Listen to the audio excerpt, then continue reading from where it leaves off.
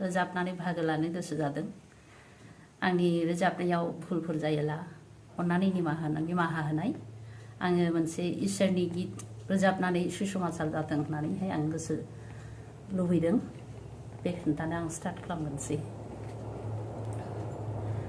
मा नों मिथिगौ मोदोमनि बे न'आ गोथां इसोरनि न'।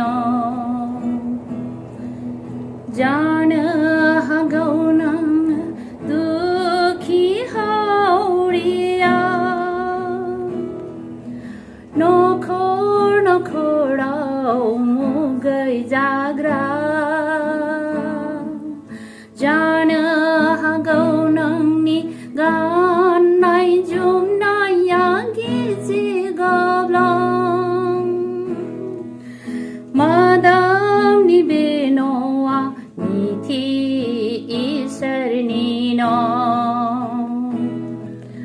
मा नों मिथिगौ मोदोमनि बे न'आ गोथां इसोरनि न'। दुखु दामोननाङो संसारनि दुखुआव सुख दङ नोंहा सोरगोआव। राजा प्रजा गासै इसोरनि बिदिनाव सोरगो नरकखौनो बयबो मिथिथारगोन। मा नों मिथिगौ मोदोमनि बे न'आ गोथां इसोरनि न'। मुलुगाव दंसान्दि मावनांगौ मानसि दङ।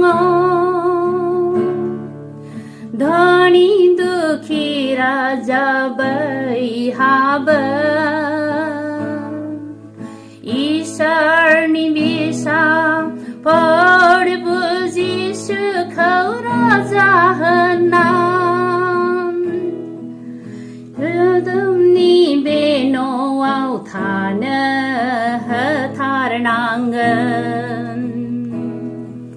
मा नों मिथिगौ मोदोमनि बे न'आ गोथां इसोरनि न'।